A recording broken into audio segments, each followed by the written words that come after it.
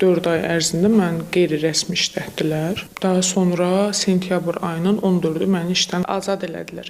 Heç bir əsası, səbəbi olmadan.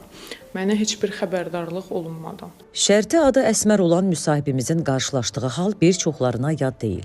Əksər hallarda şirkətlər işdən çıxarmaq istədikləri əməkdaşa qarşı bu cür davranır. Təhdid eləyirlər ki, ərizə yaz, çıx. Mən də ərizəmi yazmıram.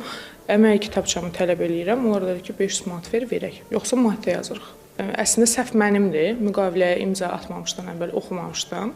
Daha sonra heç kəs bu barədə məlumat verməyibdi.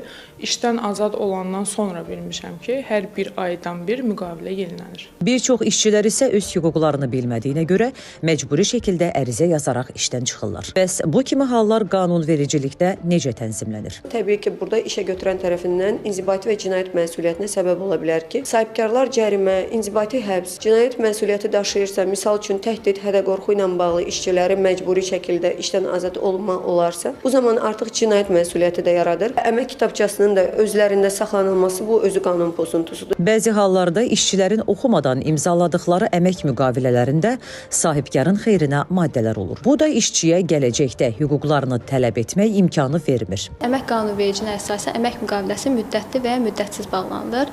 Əmək müqaviləsi bağlanılarkən işçi və işə götürən 5 ilə qədər müddətə istənilən müddət müəyyən edə bilər. Belə ki, bu müddət 1 ayda ola bilər, 1 ildə ola bilər, eyni zamanda 10 gündə ola bilər. Yəni hər hansı bir məhdudiyyət yoxdur. Problemin digər tərəfi universiteti yeni bitirmiş və təcrübəsi olmayan gənclərin əməyinin istismarı ilə bağlıdır. Onlar iş yerlərinə təcrübə keçmək adı ilə dəvət olunur və aylarla heç bir ödəniş almırlar. Bütün işə götürənlərin borcudur ki, əmək fəaliyyətinə cəlb olunan işçinə mütləq şəkildə əmək haqqı ödəsinlər. Təcrübəsi olsa belə, ən azından onun yol xərcləri qarşılanmalıdır, minimal əmək haqqı ödənməlidir, yəni təcrübəsi olsa belə.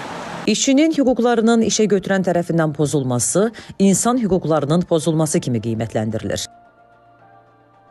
Hüquqların pozulması bir çox hallarda tikinti sahəsində, yaxud da hansısa ictimai yaşayış sahəsində daha çox hiss olunur. Normadan artıq işləmək və gün ərzində 8 saatdan çox artıq iş saatında məcburi işə cəlb olunmaq kimi məsələlər var. Bununla bağlı əmək müfəttişliyi tərəfindən müvafiq qurumların nəzarət etməsi imkanları da qanunvericilikdə mövcuddur. İşə götürənlər işçinin hüquqlarını pozursa, onlar Dövlət Əmək Müfəttişliyi xidmətinə elektron qaydada və ya 142 çağırış mərkəzinə zəng edərək, eyni zamanda istənilən DOS xidmət mərkəzinə yaxınlaşaraq müraciət edə bilərlər. Fərid Yusifov, Cavad Cəfərov, Turan